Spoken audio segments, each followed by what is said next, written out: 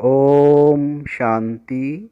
आज तारीख है 18 अगस्त 2021। अभी सुनेंगे प्यारे परमपिता परमात्मा शिव बाबा की विस्तार से मुरली।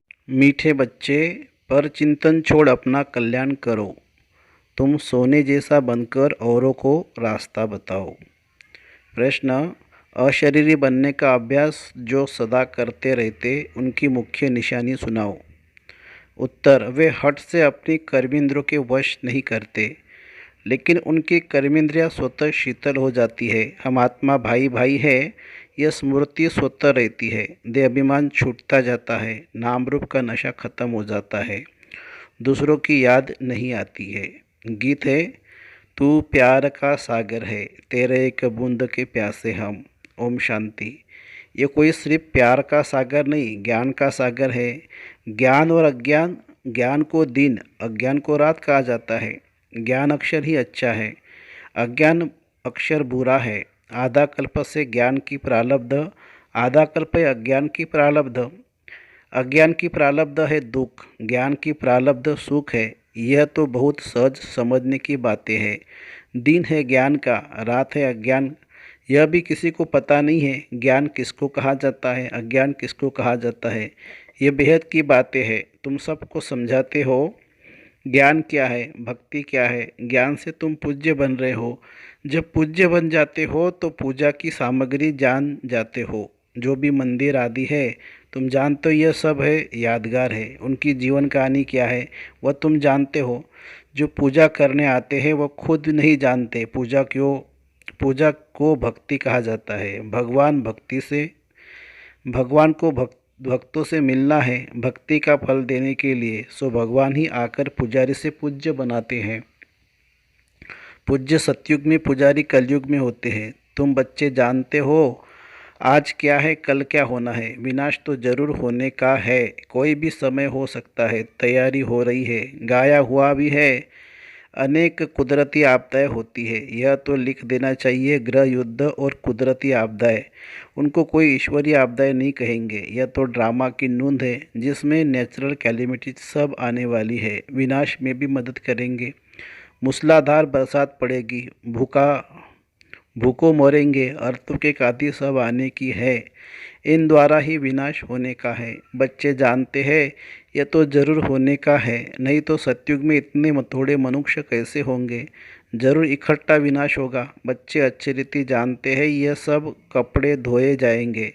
यह बेहद की बड़ी मशीनरी है। गाया जाता है, मूत पलित कपड़ धोए। इन कपड़ों की बात नहीं है, यह शरीर की बात। आत्माओं को योग बल से धोना है। इस समय 5 तत्व तमो प्रधान है तो शरीर भी ऐसे बनते हैं। पतित पावन बाप आकर पावन बनाते हैं और सब खलास हो जाते हैं। तुम जानते हो पावन कैसे बनते हैं, रास्ता बहुत सहज बताते हैं। मनुष्य तो कुछ भी नहीं समझते हैं। जहाँ जहाँ भक्ति यज्ञ आदि होते हैं वहाँ जाकर समझाना चाहिए कि जिनकी तुम भक्ति करते हो उनकी बायोग्राफी समझने से ही तुम देवता बन सकते हो। उन्होंने जीवन मुक्ति कैसे पाई है सोच तो समझो, तो तुम भी जीवन मुक्ति पा सकते हो। मंदिरों में बैठ जीवन कहानी समझाने से अच्छी रीति समझेंगे। तुम भी बाप से अभी जीवन कहानी सुनते हो। तुम बच्चों को कितनी समझ मिलती है। परमपिता परमात्मा की जीवन कहानी कोई भी नहीं जानते। सर्वव्यापी कहने से जीवन कहानी थोड़ी हो जाती है। तुम बच्चे अभी परमपिता परमात्मा का जीवन कहानी को जानते हो, यानी आदि मध्य अंतों को जानते हो। इस समय को आदि कहेंगे, जबकि बाप आकर पतितों को पावन बनाते हैं। फिर मध्य में भक्ति का पाठ चलता है। बाप कहते हैं, इस समय में आकर स्थापना करता हूँ, करता कराता हूँ। करण करावनहार करण करावनहार हूँ। प्रेरणा को करना नहीं कहेंगे। बाबा आकर इनकी कर्मेंद्रियों द्वारा करते हैं, इसमें प्रेरणा की बात नहीं है। करण करावनहार तो जरूर सन्मुख होकर आएंगे ना। प्रेरणा से कुछ भी नहीं हो सकता है। आत्मा बिगर शरीर कुछ भी नहीं कर सकती है। बहुत कहते हैं ईश्वर की प्रेरणा से सब कुछ करता है। बाबा आप प्रेरणा करो हमारे पति की बुद्धि ठीक हो जाए। बाप कहते प्रेरणा की तो इसमें बात ही नहीं है। फिर शिव जयंती क्यों मनाई जाती है। प्रेरणा से काम हो तो फिर आए ही क्यों। एक तो ईश्वर क्या चीज़ है यह नहीं जानते, सिर्फ कह देते ईश्वर की प्रेरणा से सब कुछ होता है। निराकार प्रेरणा से कैसे करेंगे? वह तो करण करावन हार है, आकर के रास्ता बताते हैं, कर्मेंद्रों से मुरली चलाते हैं।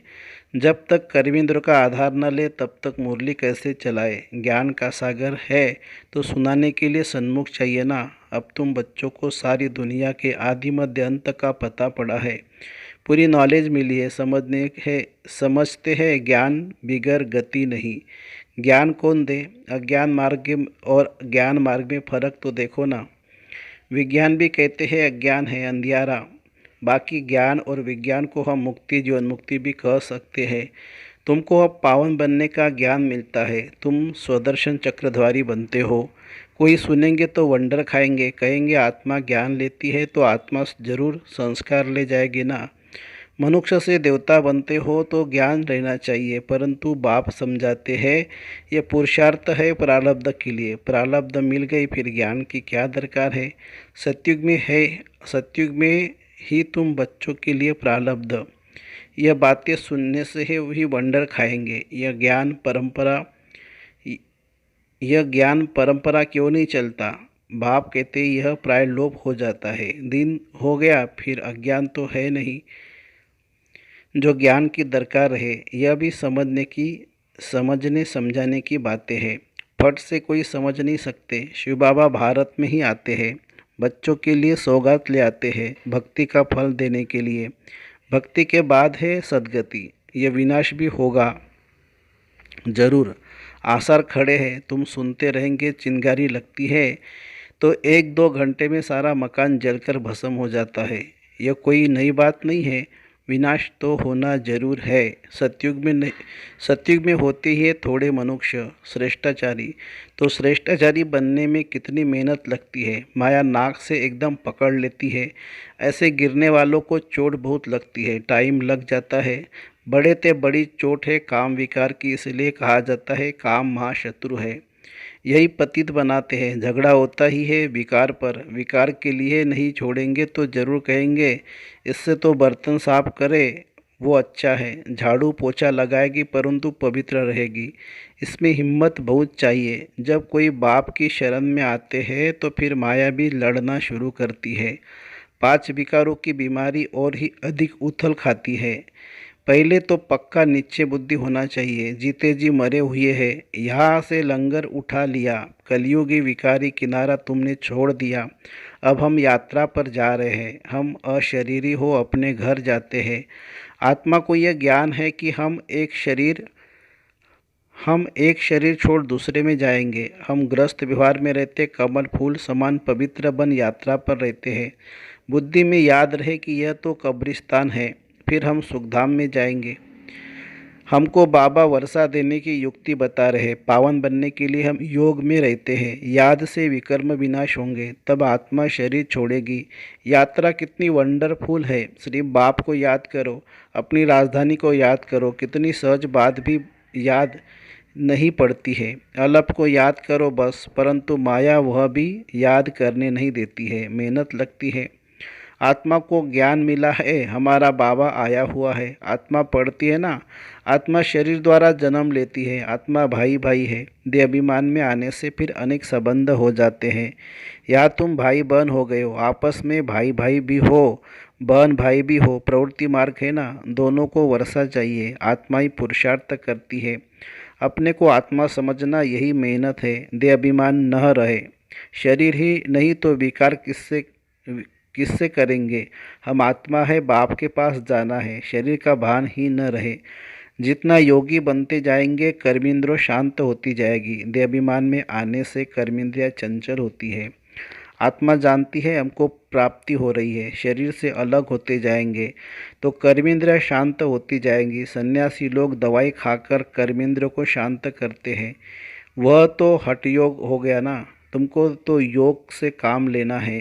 क्या योग बल से तुम वश नहीं कर सकते हो? जितना आत्माभिमानी होते जाएंगे तो कर्मेंद्रियाँ शांत हो जाएगी। बड़ी मेहनत करनी पड़ती है, प्राप्ति तो बहुत उच्च है ना।